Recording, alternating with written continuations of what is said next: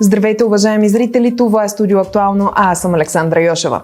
Днес заедно с режисьорът Радослав Илиев и сценаристът Теодора Стоилова-Дончева ще ви срещнем с един филм, който бързо се превърна в любим на публиката и напълни залите в цялата страна.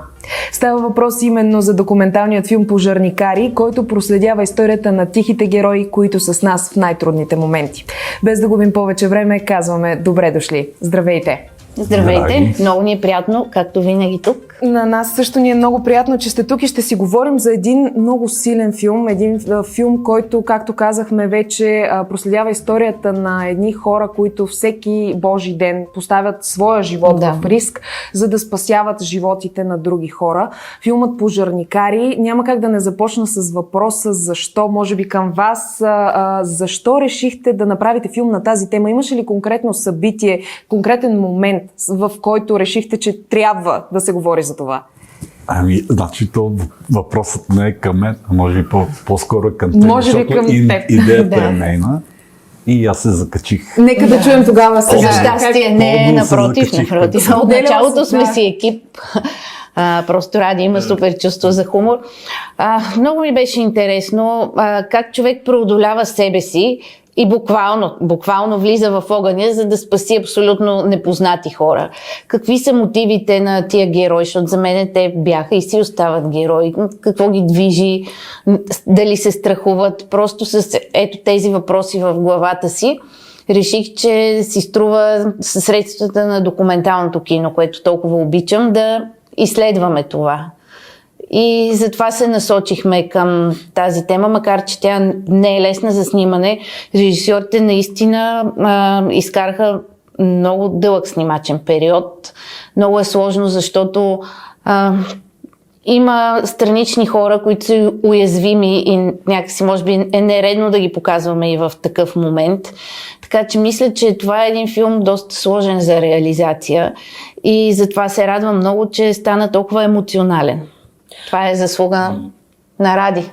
Мен много ми се иска да навлезем и в двата процеса, тъй като знаеш моето отношение към документалното кино и по принцип иска ми се да навлезем в процеса за самото заснемане, как се създава изобщо такова нещо и разбира се в историята за пожарникарите, но няма как да не започнем темата с това как всъщност се създава такова нещо, защото ти спомена, това е идея, пише се сценарий, но предполагам нещата на терен вече са съвсем различни, особено когато става въпрос за истински хора, истински истории, там има динамика. Какъв беше процес? Процесът би трябвало да кажа, че беше много сложен, защото първо пожарникарите, хората, които бяха в пожарата, ни познат. Просто ние отиваме, Теди беше отходила предварително, беше оговорила някакви хора, но когато отидахме аз и другия, и сърежисьора ми Ивайло Пенчев, и те виждат непознати хора ни казват: сега тук ние ще снимаме един филм и искаме да си видим героите, ще стоим малко. Почвате да ги режисирате вече, да. И те гледаме някакви каменни лица, много не ни вярваха. И в началото си бях избрал няколко човека и казва: ти, Иван, искаш ли примерно си един от героите, нали? А то само визуално ги чеквам в началото. Не, моля ти се. Въобще не искам да участвам в никакъв филм. Отгоре на това, тук непрекъснато идват да снимат филми и след това никога не виждаме никакъв филм. Тоест, това недоверие трябваше да бъде преодоляно. Да, ще да попитам, имаше ли предразсъдъци в началото? Как успяхте? Това е една много силна общност. Пожарникарите са много силна общност, но много трудно те допускат. Поне за мен това беше усещането, че много трудно те допускат вътре в общността, но допуснатите вече може би ставаш част от тяхното обкръжение. И това вече след като видяха филма, защото дори на премиерата един от героите каза: аз не вярвам, че ще стане филм. Какви герои виждаме във вашият филм? Знаем, както вече обяснихме няколко пъти, това са хората, които често стоят в сянка. Ние знаем за техните действия, понякога сме благодарни, понякога, за съжаление, не ги оценяваме достатъчно, но някакси никога не гледаме отвъд на техните действия, отвъд на хората, които всъщност рискуват всеки Божи ден живота си и са на първа линия, за да спасяват другите. Как избрахте кои хора ще покажете, какви хора виждаме? Аз ли да почна? Ти го направи, така че... Първо, основните герои са действащи пожарникари, т.е. което е в реда на нещата, но искахме хора, които са с опит, които имат какво да разкажат. Тъй като срещнахме ни трудности с заснемането по принцип на екшън сцен, така да ги наречем екшън сцените, заради доста правни проблеми, трябваше малко да промениме първоначалната ни идея и така стигнахме до идеята да съберем млади хора, които в момента завършват академията. Т.е. те първо ще влизат в професията, самите действащи пожарникари, които имат какво да разкажат, т.е. някакви лични истории, професионални, и един пенсиониран пожарникар, който има над 42 години стаж в пожарната, и то само на едно и също място на Раковски, пожарната на Раковски. Каква беше приликата между тези хора? Освен, разбира се, тяхното желание да помагат, предполагаме, било доста вдъхновяващо да се срещнете с такива хора. Какво научихте? Кое е нещото, което всъщност пали искрата в тях? Може би не е правилен много изразът, но пък може и да е точно най-правилният. Какво пали искрата в тези хора да се занимават с това нещо? Аз измислих какво ги обединява всички тези хора от различни възрасти и различни поколения, и това е ентусиазмът им. Много странно, дори някакъв наивитет. Нещо наивно в тях. Като ги кажеш, защо си избрал такава професия? Нали? Сложна, тежка, не за всеки. Защото, примерно, искам да спася човешки живот, да бъда в полза на държавата. И ти си кажеш, жестока патетика, нали? Но в един момент всички те разказват това нещо и ти си кажеш, тези хора наистина вярват в това нещо. Нали? Проблема не е, че те вярват, а че аз не вярвам в това нещо. Че може би сме твърде далечни от това нещо. Ето как ги подценяваме, между другото. Как се пише сценарий за филм, който разчита толкова много на ситуациите? Имам предвид, вие не можете да предвидите какво ще се случи. Предполагам, това е и в допълнение на сложността на целия процес. Да, винаги се пише с условието. Даже слагам и такъв надпис отгоре, че случките, които са в сценария, са съставени на база проучване и разкази на самите герои, но че документалното кино е непредвидимо и че във филма ще бъдат със сигурност включени и ситуации, които не са описани в сценария.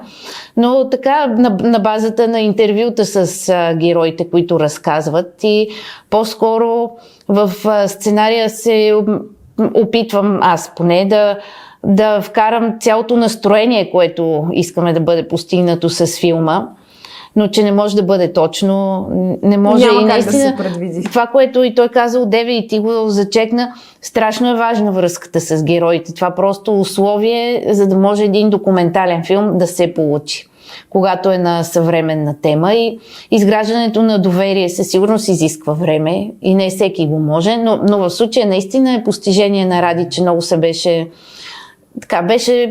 се слял с тях по някакъв начин даже, но бяха го допуснали, което е браво. Може би пък това създава естествената атмосфера, която виждаме в... Те се бяха отпуснали пред него да си кажат това, което искат да кажат, и това е супер важно. Имаше ли момент за вас, който беше преломен в създаването на това нещо? Имам предвид нещо, което ви докосна някой от техните разкази или може би от преживяванията по време на снимачния процес? Сега като ми задава този въпрос, аз тотално... Не може да се сетите, да. Точно. Ако трябва да бъда откровен. На мен ми се струва много интересна тази част и за мен това беше нещо ново, историческата част. Има един момент, може би 10 минути от филма или малко по-малко, в който се разказва историята на българската пожарна, и това е много интересно. Първо, че дава по някакъв начин отдих на зрителя, защото иначе е много концентриран с екшън този филм. Много са ценни и кадрите, които са предоставили от самата пожарна, на реални кадри архивни от местопроизшествия. Така кадри, които не са за всеки, бих казала, защото те наистина, ако нещо така ме трогнало супер много. Това са кадри, как пожарникарите вадят хора от катастрофи, да речем. Някакви такива много гадни моменти, от които никой не е застрахован и добре, че ги има тези хора, които се занимават и с това. Неща, които виждаме често по филмите, но не осъзнаваме тяхната тежест реално до... Значи, какъв ни беше проблем на нас с този филм? Защото ние сме гледали много игрални филми на тема. Да, американски. Мислим някакви неща и когато отидохме в пожарната и ни казваме, ами сега искаме да направим еди си какво. Това няма как да става. А може Директно. А може ли не? А може ли не? И непрекъснато това не, след това, вече няколко пъти някъде бях казал, че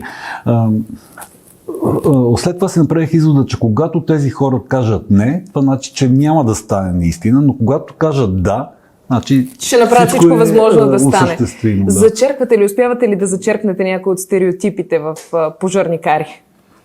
По-скоро аз си ги затвърдих, че са герои наистина. Чувстват ли се така? Чувстват ли се като герои? От разговорите, които имахте с тях, от времето, което прекарахте, какъв е техният поглед върху цялата ситуация и това, че стават главни действащи лица във филм, който е специално за тях, който разказва техните истории? Аз мисля, че съвсем спокойно възприемат. Приеха нещата, може би не толкова... Да, в смисъл те си толкова свикнали с това, че не им прави никакво впечатление.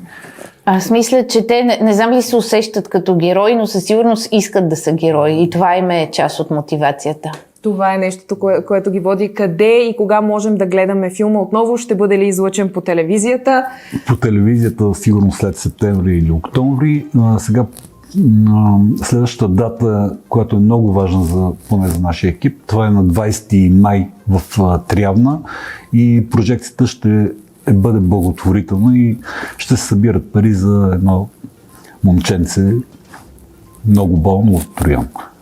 Значи това е апел към всички зрители, които все още не са имали възможността да гледат филма. Надяваме се, че ще има още прожекции в София и в големите градове, просто не знаем датите, но те първа предстои да разберем. Все още, документалното кино е така, нищо не се знае. Винаги е така. Благодарим ви много за този разговор.